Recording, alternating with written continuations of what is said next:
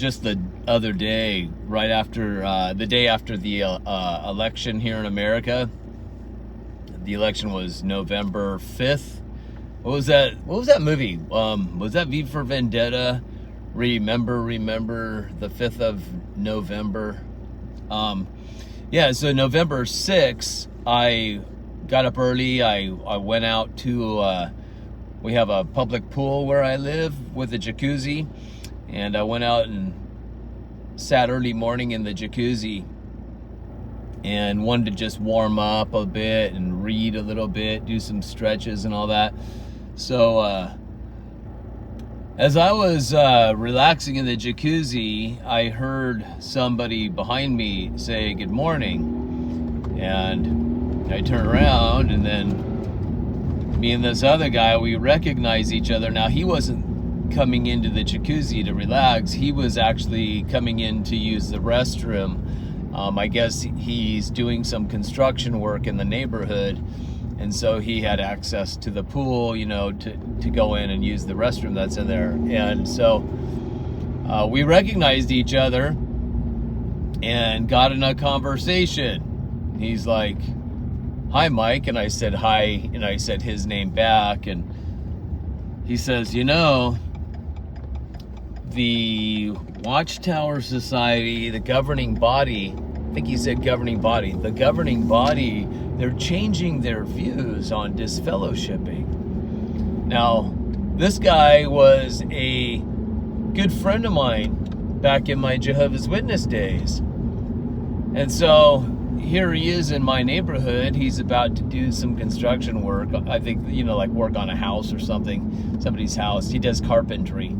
And he says, and here he is in front of me, and he's talking about our Jehovah's Witness days, you know, because obviously he's still a Jehovah's Witness, and he's telling me that the governing body, who are the heads of the Jehovah's Witnesses, the ones that the Jehovah's Witnesses dare never to question, rely 100% on these men to spiritually lead them through this world and onto the next one to come, which they call the new system. And these men, they're part of what's called the heavenly class of the anointed ones. The Jehovah's Witness has they have a heavenly class and an earthly class.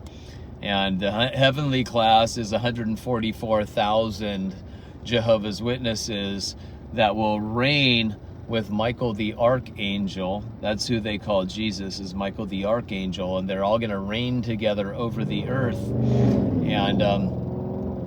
and bring in a paradise and make sure that everybody has 1,000 years. They're going to make sure that these people, they have to become perfect, because once the 1,000 years ends, then another war is going to come, and God's going to completely wipe out everybody that didn't reach perfection, and the devil would be released on the earth again, and then they're all going to get wiped out, destroyed forever.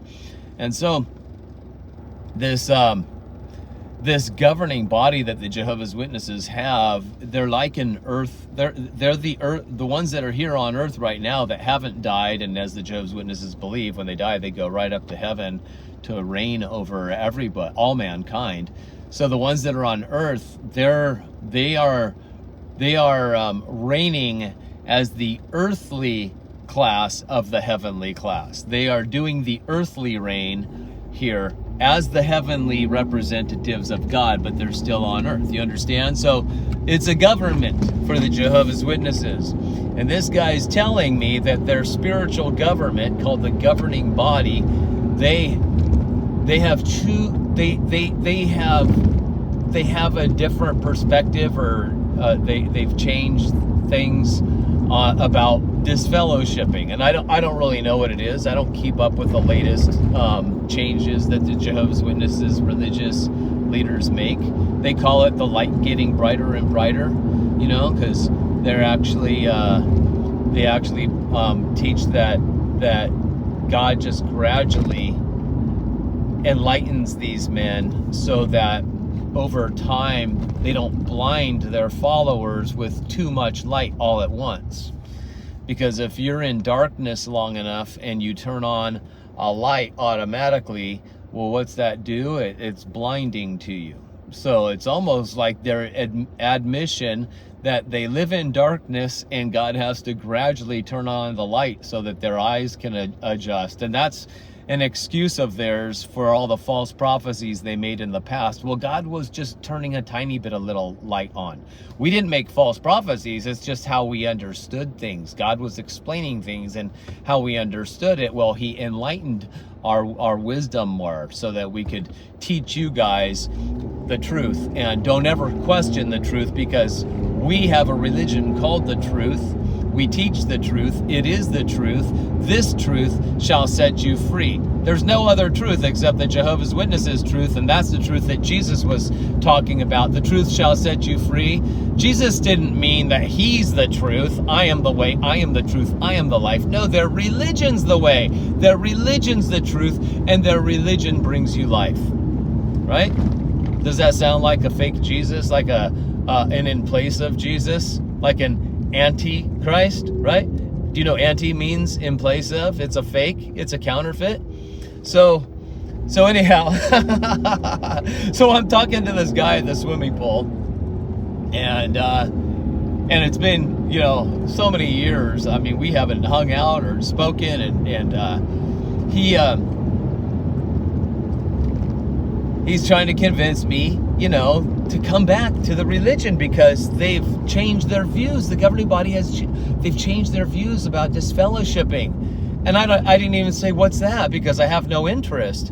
And so I said to him, I said, well, you know, I didn't get disfellowshipped. That's not why I left. I didn't leave because I got disfellowshipped. I said, I actually left because I started studying the Hebrew and Greek and started realizing that our Bible translation was changed. And I said, so I was changing my ideas about what the truth is. And I said, and do you remember the scripture where Jesus says, come to me, all who are weary, come to me if you're tired and worn out. And I said, and what does he say?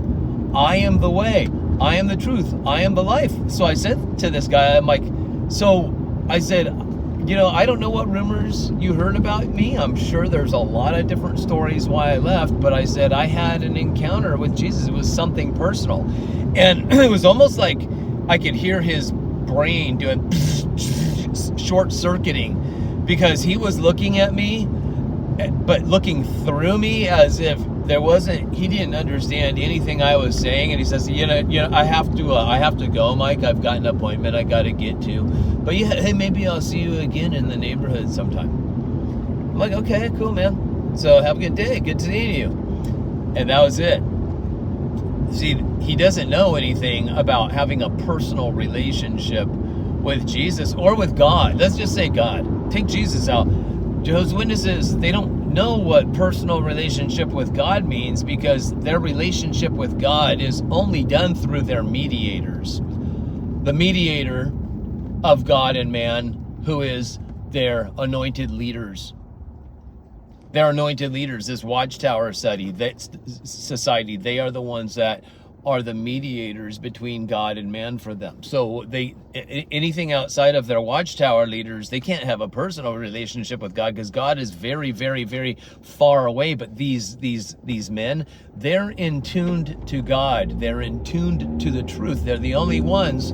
And if you dare try to tune into the truth yourself, you are tuning into demons, they will say. They demonize anybody that does any investigating things for themselves. Like when I was a Jehovah's Witness, I really believed we had the greatest Bible translation there was of all time, because I was told we had the greatest Bible translation. I was told it's the most accurate Bible translation there is of all time. I was told that these leaders had access to the Dead Sea Scrolls and made sure that their translation matched perfectly the Dead Sea Scrolls. So Jehovah's Witnesses today will even claim, oh, it's the Dead Sea Scrolls. Our Bible translation is just like the Dead Sea Scrolls. We've looked it up. And no, they have not looked it up. Their leaders told them their stuff matches the Dead Sea Scrolls, but no Jehovah's Witnesses are finding Dead Sea Scrolls and studying them. This is just information that they pass on. It's regurgitated.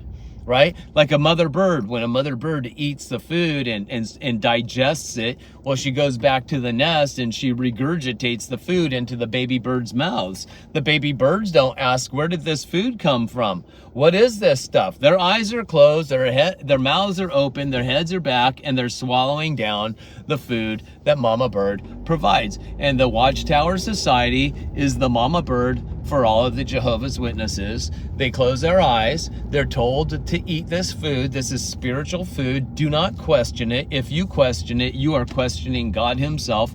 And if you question God himself, we need to label you now, because you're a threat to our theocracy, right? Like a lot of people here today in America, they say that there's threats to our democracy, when actually the people that are saying there's a threat to the democracy, I want to say you're right. And the ones that are saying there's a threat to the democracy, they are the threat, right? There's a lot of hypocrisy in people with their politics and with their news spreading and the lies and the agendas. And the crazy thing is, people are so proud of their political views. They demonize others for having different political views. But the one thing they do is they tell other people, you should question your leaders, these people you rely on. You should question them. Don't you know they're Hitler? Don't you know this? Haven't you heard the news? They're Hitler. Well, so they just spread all these, all of this regurgitated news that they've heard from others, and they've got these agendas and all that. But how many people stop to think, like, you know what? Am I the one that might be wrong here? Are my views wrong? Are my leaders hypocrites? What's going on? Like when I was trying to prove the Bible translation that we Jehovah's Witnesses had, when I'm talking past tense, when I was one, I'd go to their doors and they would tell me, hey, you have a faulty Bible translation. It's not correct, So I'm like, no, we got the best translation. I would explain to them, it's in the Dead Sea Scrolls. And I would tell them I've studied the Dead Sea Scrolls, when I never did, but I was claiming I did because my leaders did, and they passed down the information to me and to all the other followers. And so I'm claiming something according to what my leaders told me. I didn't do any research for myself. I didn't do the investigating. I wasn't making sure of all things like the Jehovah's Witnesses tell other people. They tell people at the door, make sure of all things, They go door to door like I did and tell people, you should investigate your religious beliefs. You should question them. God wants you to do that. And you should come to our Kingdom Hall and just try it out for yourself. Test it. The Bible says test the spirit, so you should come. And people, I remember when a guy threw it back at me, okay, I'll go with you if you go with me to mine. And I'm like, well, I can't do that. And he's like, why not? And I said, well, that's because I do have the truth. And the guy says, yeah, but I just told you that I have the truth. And you told me I should investigate my truth and question it. And that God wants me to come to your church with you and learn about what you have, to just so I can make sure that I do have the truth. And he says, now you told me I should do this, but you're not willing to do the same thing. And I felt like the biggest hypocrite. My brain was doing like this guy I saw at the pool. It was sparking. It was like, oh my goodness, I am unable to comprehend what this person is telling me, because the hypocrisy in me was short-circuiting, my brain, the way it was functioning. And then I realized as I was walking away from this guy's door, because I was done, I'm like, I can't talk to this guy anymore. I'm walking away from this door. And I was young when this happened. I was in my late 20s. And I remember this was kind of the start of me investigating into things, because I'm like, maybe I should start looking into the Bible and look up the Hebrew and Greek and see if our Bible translation is the best. I wanted to prove it was. Now I feel like a hypocrite because I'm walking away from this guy's door and he's calling me out on some things because I'm telling him he should investigate his religion, but I'm not willing to investigate mine because I had to accept. I was told I better accept what these authoritative leaders of mine were teaching me. So and it was my side. My side had to win. My side had to be right. The other side was the bad guys. And the other side was everybody, Christendom, the world, everything. They were the bad guys. We were the good guys. My side has to win. That side bad. That side demonic. My side good. And I don't question my leaders. No way. No matter what they were teaching, we were never supposed to question them, even if it sounded ridiculous. No, no, no. Our leaders are the good guys. They work with God. They're on the good side. Isn't that sound familiar today, you guys, with political stuff? Right?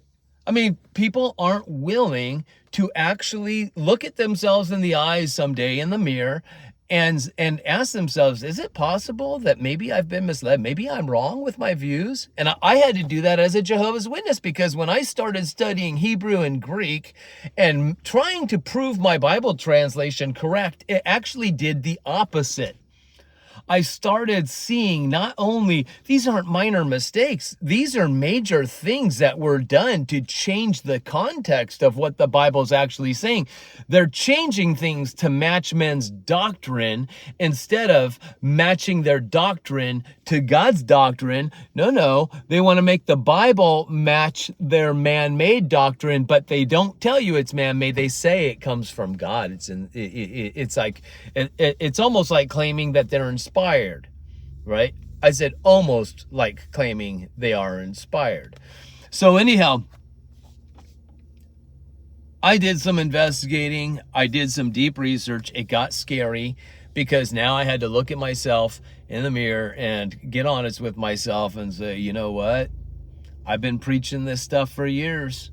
I believed this stuff for years. I've devoted my life to this. I've devoted my finances to this. All my family is in it. All my friends are in it. If I actually even question this stuff and make it publicly known, I am going to lose everybody. They will shun me. I could be disfellowshipped.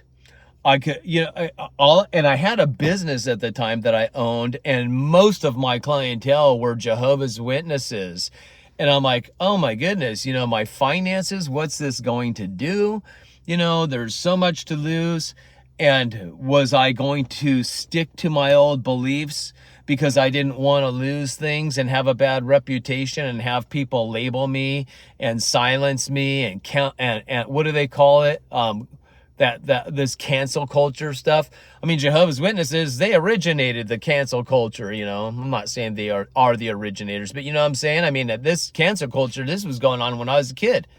Anybody ever dared to question the religious leaders, they were silenced immediately. We were told we weren't even to look at those type of people. Don't even look at them. They are called apostates. They know what the truth is, and they left on purpose, and now they want you to take sides with the devil, right?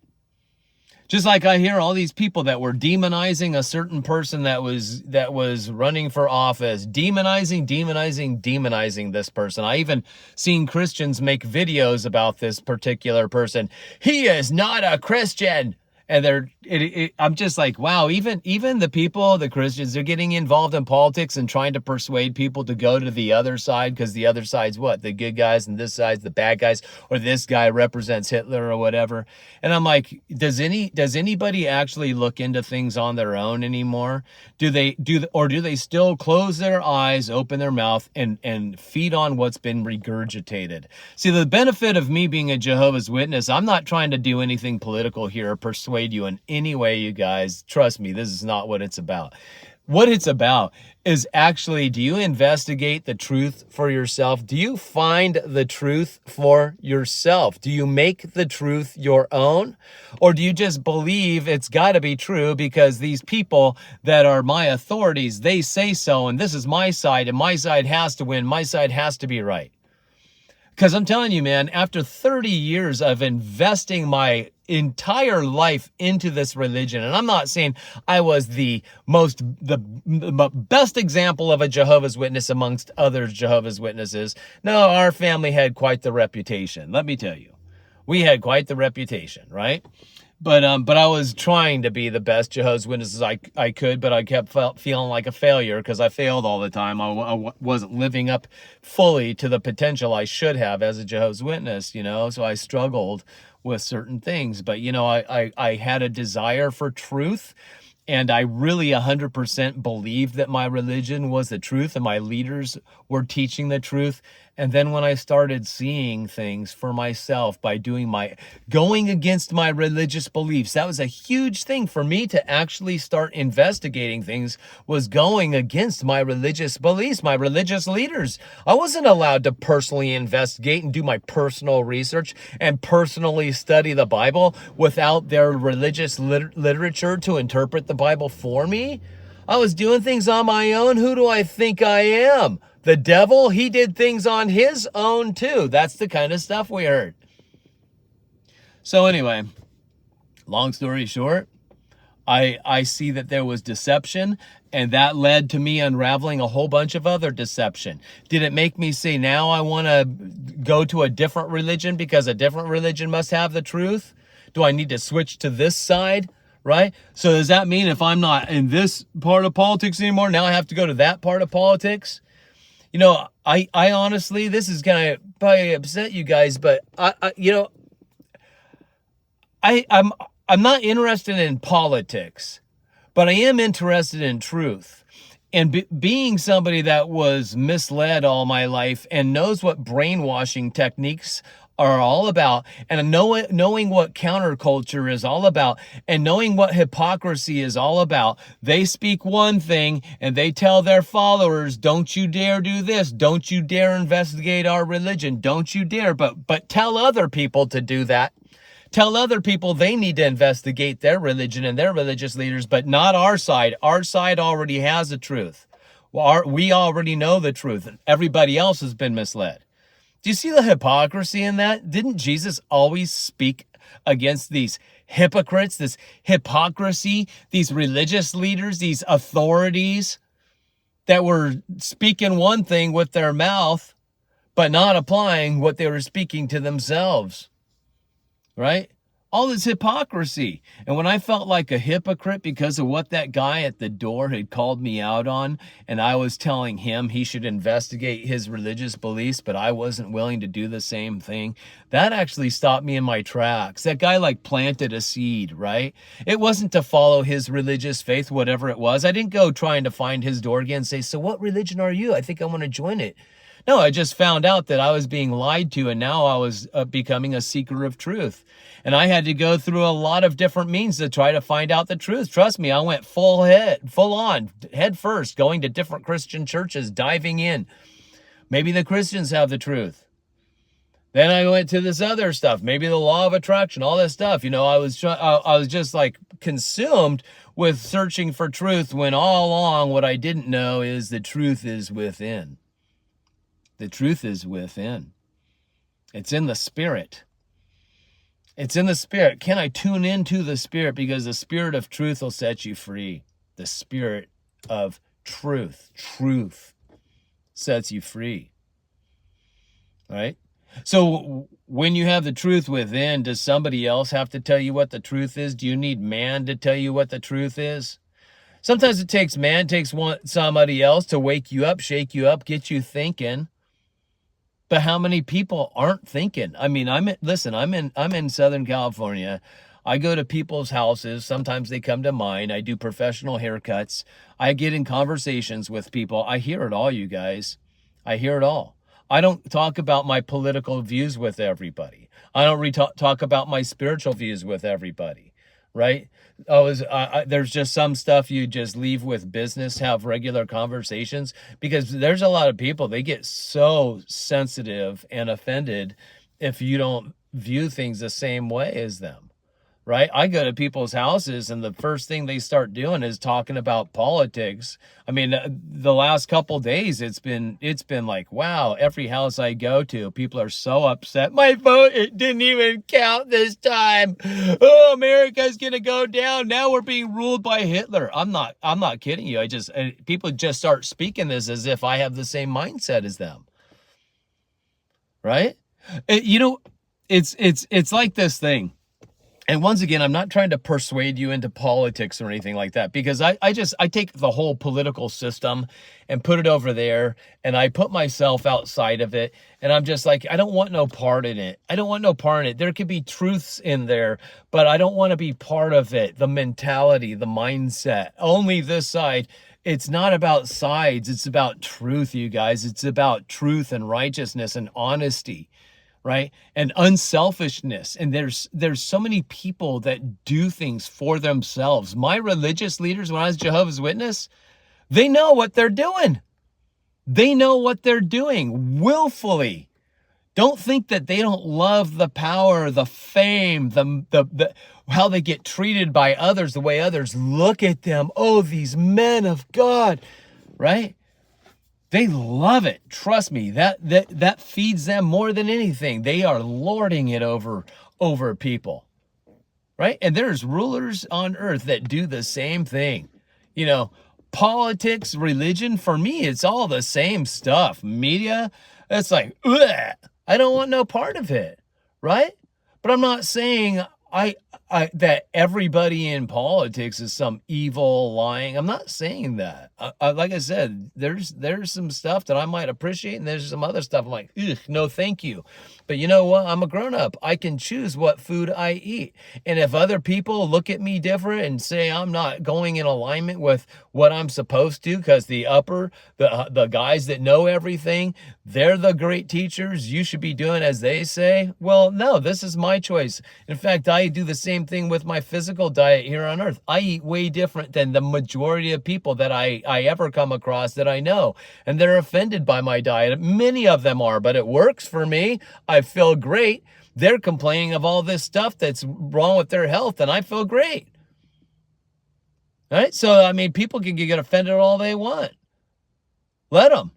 Do you know how many people I offended when I actually walked away from the Jehovah's Witnesses religion? And trust me, it wasn't easy. I lost my financial, my finances, my reputation, my friends, my family. Haven't spoken to people and who knows how long. I've death of relatives that were Jehovah's Witnesses that I didn't even get to hear about because nobody's allowed to talk to Mike Lehre because he's the devil. He questioned our leaders. Hey, he's a threat to our democracy, right? It's like what Joe Rogan, you know, there's I don't know if he coined the phrase, but when he said it, I totally understood what he said. He says, people just, they got this mindset. They only see things one way. They don't care how corrupt somebody could be. And they vote blue no matter who. Have you heard Joe Rogan say that? This blue no matter who? Now, once again, I'm not trying to side with politics or anything like that. You know, it's just nasty. But this blue no matter who mindset reminds me of exactly, I'm like, I know what he's talking about because when I was a Jehovah's Witness, we were that mindset. It had to be our side, our leaders, no matter what, no matter who they are, our side is right. No matter what they're teaching, no matter what it is, we are not to question it. We are the ones that have truth. The other ones are full of lies and deception. They've been fooled. We're the only ones that have the truth. It's that mindset. See, Jehovah's Witnesses don't vote. They're not allowed to vote. They're forbidden to vote in this, election stuff here on earth. Why? Because their leaders are their presidents. Their leaders are their rulers. These are their authorities. It's their leaders. They don't have a chance to even vote for which leaders they want in or out. No. They have no choice. It's one way and one way only. You take these leaders and you accept them and you are not to question them, right? They live in a whole different system, you guys. They don't have a choice. They don't vote for their leadership. No. Their leadership just claims that God chose them. And if God chose these men, then you are to listen to them. How do you like that? How would you like to live in a world like that where you don't have the right to choose at all? Right? So I think, hey, make your choice. You have the right to choose. But you know what? Look at yourself someday and ask yourself, is it possible that maybe, just maybe, I have been fooled? I have been believing wrong. I have been teaching wrong, right? I'm telling you, it is a relief to just be able to confess that, you know what, I was wrong. 30 years of my life, I was fully invested into trying to be the best Jehovah's Witness, even though I said I wasn't the best, but I really wanted to be. I really wanted to be pleasing to God and pleasing to my fellow Jehovah's Witnesses, be a good example for them, to only one day look at myself in the mirror and say, dude, you were fooled. Now what are you going to do? Am I going to just go along and stay in it because, you know what, I risk losing everything and everyone? Or do I walk away? It's like Jesus said, the truth shall set you free. I walked away. And it wasn't easy. And there's been, over the years, I mean, there has been a lot of talk about me and all, and it just doesn't matter. It doesn't matter, you know. It was worth it. And I encourage you guys to do the same thing. And you know what? I was talking in a video before about the coming year of 2025, and I just see it as a year of superabounding grace. I said this a couple months ago, superabounding grace. What's this superabounding grace and superabounding peace? Don't look for peace outside of yourself. Look for peace within, because if peace is somewhere out there, you're claiming peace isn't within you, and it's a fruit of the Spirit. You have the Spirit in you, don't you? So look at the peace within. Find peace within. There's superabounding grace, superabounding peace. It's for you. And this should lead you into living a quiet life. A quiet life where you don't have to get involved in the gossip. You don't have to spread the gossip. You don't have to spread the slander. You don't have to listen to the media, listen to your neighbors talking about so-and-so and all this. Just step out of it, you guys.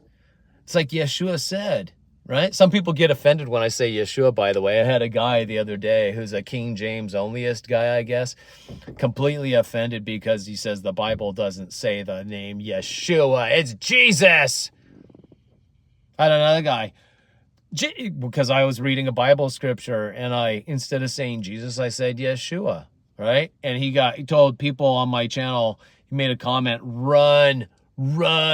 This guy said Yeshua. That's not in the Bible.